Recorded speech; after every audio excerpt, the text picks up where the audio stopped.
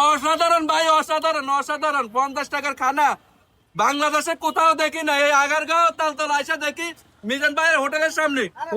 মিজান ভাইয়ের হোটেলে 50 টাকা দিয়ে আপনি দেখেন কতগুলো জিনিস দিচ্ছে আমার। দেখেন ভাই আপনি খালি বলতেছেন 50 টাকা 50 টাকা, আমি খালি কি আমারে 50 টাকা দিব?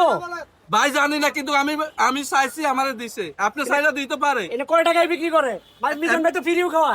মিজান ভাই ফ্রিও খাবার, কিন্তু 100 টাকা বিক্রি করে। গরুর মাংস দিয়ে 100 টাকা আপনি যতবার ভাত লয় খাইতে পারেন, কোনো সমস্যা নাই, কিন্তু মাংস এক টুকরা।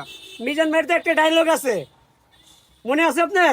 মিজান ভাই ডায়লগ তো থাকবে, ডায়লগ না থাকলে কি ভিডিও ভাইরাল হবে? ডায়লগটা হইতেছে এক পিস গরুর মাংস 14 বার ভাত তরকারি লয়ে লয়ে এটা না, এটা না, লইয়া লইয়া খান 14 বার খান, কিন্তু গরুর মাংস এক পিস। গরুর মাংস এক পিস।